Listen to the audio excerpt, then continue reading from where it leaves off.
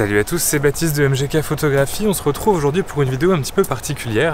Il y a quelques temps, j'avais fait un petit sondage sur Instagram parce que j'avais des films instantanés qui me restaient en stock et je vous ai posé la question de savoir si vous aviez une idée ou une envie de projet que vous voudriez voir avec ces films qui me restaient.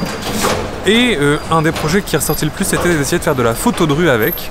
Alors c'est un sacré défi parce que l'appareil est assez encombrant, c'est assez bruyant, c'est pas du tout discret, ça fait beaucoup de bruit, il y a un film qui sort dès qu'on prend une photo, donc bon, on va bien voir ce que j'en fais, mais c'est ce qu'on va faire aujourd'hui.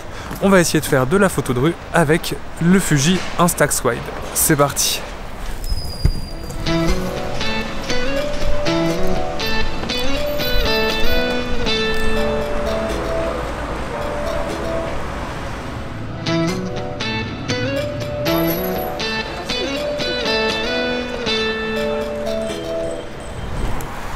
L'avantage malgré tout, c'est qu'il n'y a pas tellement de réglages à faire sur l'appareil, puisqu'en gros en réglage de mise au point, on a 90 cm à 3 mètres et 3 mètres jusqu'à l'infini.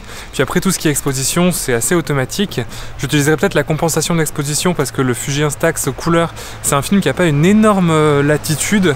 Donc là je pense que je vais essayer d'exposer plutôt pour les hautes lumières, quitte à boucher les ombres, parce que je trouve que c'est plutôt une esthétique qui est intéressante, donc je risque de sous-exposer un petit peu les images. Là en termes de placement, pour maximiser un peu mes champs, je me suis mis, il y a un trottoir en face qui est au soleil. Moi je me suis mis sur le trottoir d'en face, comme ça me permet d'avoir, comme la première image que j'ai déjà prise, de pouvoir travailler sur les ombres, les passants, etc. en face, travailler de manière un petit peu discrète et malgré tout inclure le sujet humain dans ma photo en prenant une prise de vue à distance relativement éloignée quand même, ce qui est pour le tour de chauffe en tout cas plutôt confortable.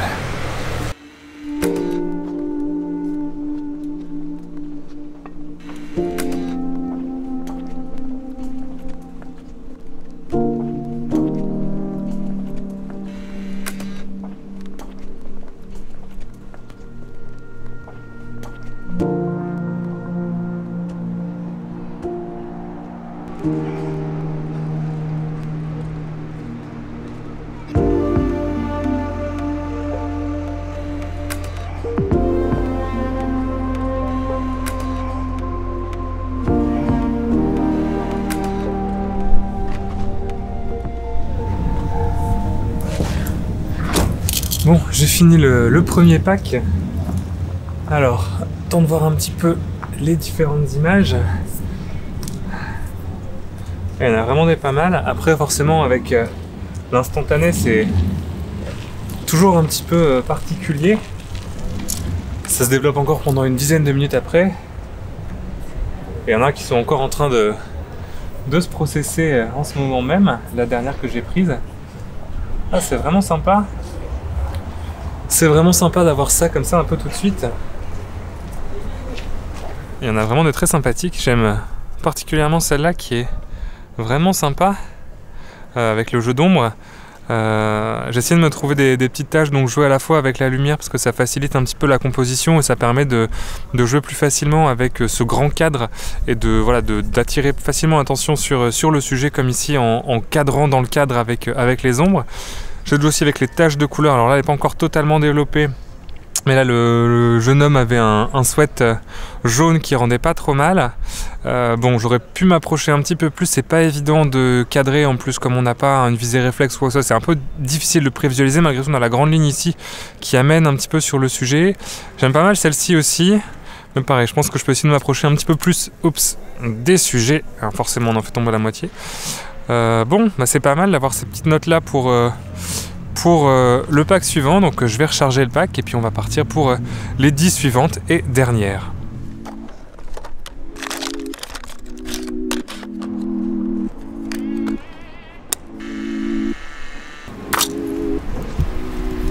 C'est parti pour la suite.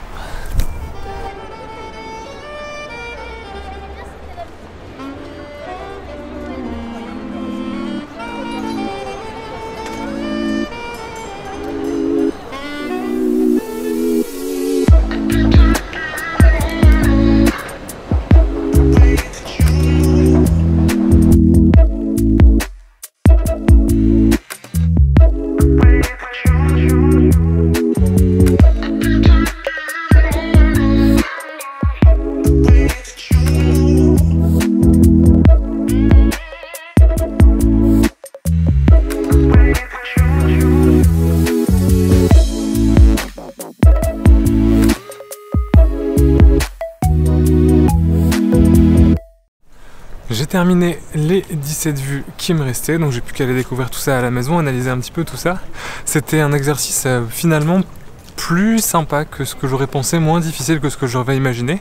L'appareil est en fait relativement discret, les gens l'identifient pas tout de suite comme un appareil photo, et le bruit du déclenchement reste assez discret, même s'il y a le bruit de l'éjection. Finalement dans le bruit de la rue, ça reste assez peu audible, donc j'ai eu quand même des photos assez sympas. Après effectivement c'est difficile de s'approcher beaucoup du sujet parce qu'on a cette limite de 90 cm, donc c'est presque 1 mètre quand même, donc c'est assez loin, et ça reste difficile de s'approcher parce que l'appareil est quand même très encombrant, donc quand on va déclencher, bon, ça, on voit qu'on prend une photo, donc c'est pas toujours évident, mais l'optique est quand même assez large, donc ça te permet vraiment de déclencher beaucoup. J'ai beaucoup déclenché à la hanche sans viser, et à une certaine distance on a vraiment des cadrages qui sont intéressants. Donc moi qui partais avec cette idée que ce serait un outil pas du tout adapté pour la photo de rue, au final je reviens en me disant bah ça va être un outil plutôt adapté à ce genre de photographie, donc ça c'est plutôt pas mal.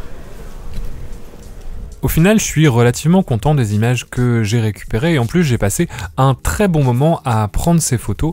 L'avantage de la photographie instantanée, c'est que c'est un peu pas prise de tête, on se prend pas la tête avec des réglages et des choses comme ça.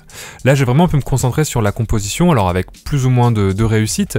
J'ai quasiment tout le temps sous-exposé les images pour renforcer le contraste, et j'ai essayé de composer avec mon sujet dans la lumière avec des lignes d'ombre pour renforcer justement cette composition. Bien évidemment, dans l'ensemble des images, il y a des images qui sont meilleures que d'autres, il y a quelques ratés. Faut savoir que j'ai cadré quasiment toutes les images à partir de la hanche, j'ai rarement cadré à l'œil, donc des fois certains cadrages sont un petit peu bancals. Je trouve que je m'en suis plutôt pas trop mal sorti étant donné l'exercice.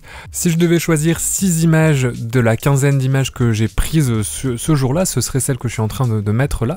Tout d'abord parce que je trouve qu'il y a une vraie cohérence sur le placement du sujet et sur le travail entre ombre, lumière et le placement du sujet, et c'est vraiment ce que j'ai voulu faire, donc je trouve que c'est assez représentatif.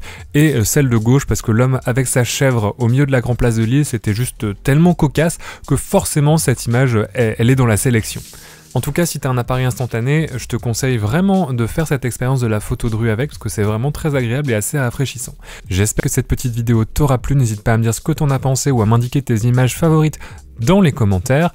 Tu peux également t'abonner à la chaîne si tu me découvres avec cette vidéo. Ici on parle de photographie et de photographie argentique, et dans la description tu trouveras les liens vers mes réseaux sociaux, le site de Box Argentique qui est une box photo pour les photographes argentiques, ainsi que ma boutique en ligne. Moi je te dis à la prochaine, et d'ici là, bonne photo!